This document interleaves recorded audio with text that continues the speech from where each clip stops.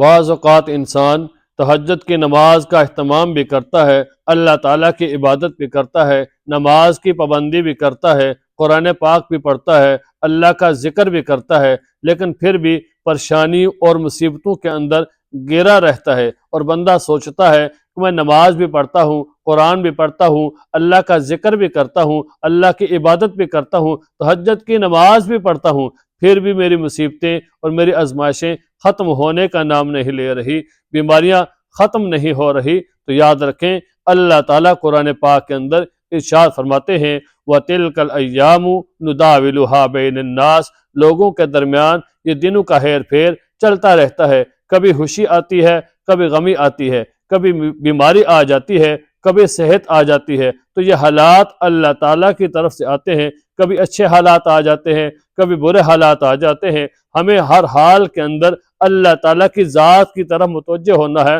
کہ حالات کو بدلنے والا، حالات کو چینج کرنے والا، حالات کو تبدیل کرنے والا اللہ تعالیٰ ہی ہے۔ اللہ ہی ہر قسم کے حالات بھیجتے ہیں، اور اللہ تعالیٰ قرآن پاک میں فرماتے ہیں وَلَنَبْلُوَنَّكُمْ بِشَيْءٍ مِّنَ الْخَوْفِ وَالْجُوعِ وَنَقْصٍ مِّنَ الْأَمْوَالِ وَالْأَنفُسِ وَالثَّمَرَاتِ، اور اللہ تعالیٰ فرماتے ہیں ہم تم کو آزمائیں گے، کبھی خوف کے ساتھ، کبھی بھوک کے ساتھ، کبھی مصیبت آ جاتی ہے، کبھی بیماری آ جاتی ہے، کبھی کئی قسم کے مختلف قسم کے حالات آ جاتے ہیں۔ اللہ تعالیٰ صرف آزمانے کے لیے یہ حالات بھیج دیتے ہیں، کبھی بیماری کو بھیج دیا، کبھی صحت کو بھیج دیا۔ بیماری آئی تو پھر پتہ چلتا ہے کہ انسان کتنے شکوے اور شکایت کرتا ہے کہ میری بیماری ایسی ہے، مجھے ہر وقت درد رہتا ہے، یہ ہے۔ آدمی ہر قسم کی شکایت اور تکلیفیں آدمی لوگوں کو سناتا رہتا ہے، اور اللہ کی ذات تو صرف دیکھ رہی ہے کہ میرا بندہ ان حالات کے اندر کیا کر رہا ہے۔ اور جب اچھے حالات آتے ہیں، انسان کے پاس مال آتا ہے، دولت آ جاتی ہے، اچھا گھر آ جاتا ہے، اچھا خاندان مل جاتا ہے، تو آدمی سوچتا رہتا ہے، پھر آدمی ان حالات کے اندر جو عمل کرتا ہے، جو عیاشیاں کرتا ہے، اللہ تعالیٰ اس کو بھی دیکھ رہے ہوتے ہیں۔ لیکن ہمیں ہر حال کے اندر اللہ کی ذات کی طرف متوجہ ہونا ہوتا ہے۔ دیکھیں حضرت بلال رضی اللہ تعالیٰ عنہ کے اوپر کتنے قسم کے حالات آئے، جب کلمہ پڑھا، ایمان قبول کیا، اسلام لائے، تو کفار مکہ نے ان کے اوپر کتنی قسم کی مصیبتیں ڈھائیں، اور ان کو کتنا پریشان کیا، کتنا مارا پیٹا، کہ گرم ریت کے اوپر لٹا دیتے ہیں، پھر سینے کے اوپر گرم پتھر رکھ دیتے ہیں۔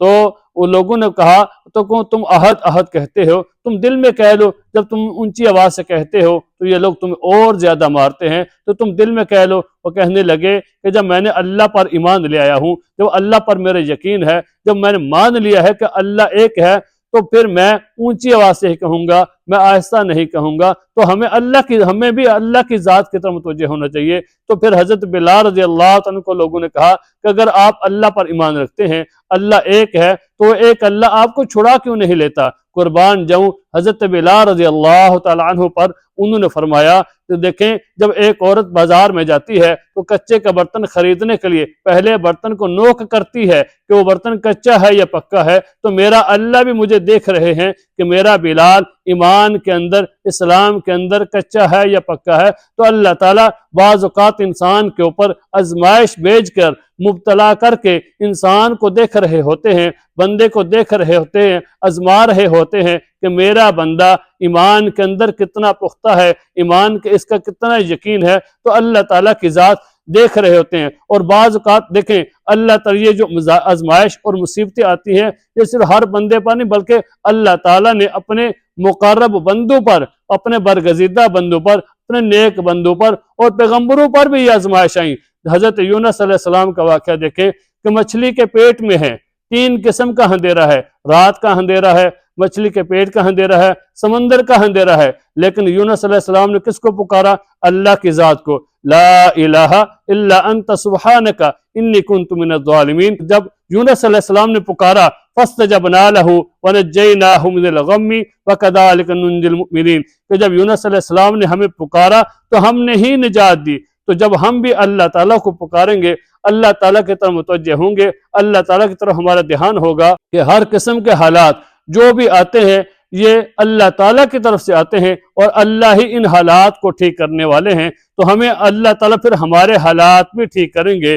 تو جو عمل میں آپ کو بتانے والا ہوں، تہجد کی نماز میں یہ عمل کرنا ہے۔ آپ تہجد کی نماز جتنی توفیق ہو سکے 2 रकात पढ़ लें, 4 पढ़ लें, 6 पढ़ लें, 8 पढ़ें, जितनी भी आपको तौफीक हो सके तहज्जुद की नमाज पढ़ के अल्लाह ताला का जिक्र करें। और उसके बाद 100 मरतबा ये तस्बीह पढ़े, अल्लाहुम्मा लकल हम्दु व लक शुक्र। एक तस्बीह 100 मरतबा करें और 11 दिन तक ये अमल करें। फिर इसके नताइज देखें कि अल्लाह ताला किस तरह आपके हालात को चेंज करते हैं, किस तरह अल्लाह ताला आपके हालात को बदल देते हैं। तो जब ये अमल करेंगे तो इंशाअल्लाह आपके रिज़्क़ का मसला, आपकी मुसीबत, आपकी बीमारी, आपकी परेशानी ख़त्म हो जाएगी। अल्लाह अपने फजल करम से अपने रहमत के बंद दरवाजे अपने बंदे के लिए खोल देंगे। हमें हर हाल के अंदर जो मुतवज्जे होना है वो अल्लाह ताला की ज़ात की तरफ मुतवज्जे होना है। जब बंदा अल्लाह की तरफ मुतवज्जे हो जाता है, अल्लाह ताला के सामने रोता है, अल्लाह ताला से दुआ मांगता है, तो याद रखें जब बंदा दुआ मांगता है तो अल्लाह ताला खुश होते हैं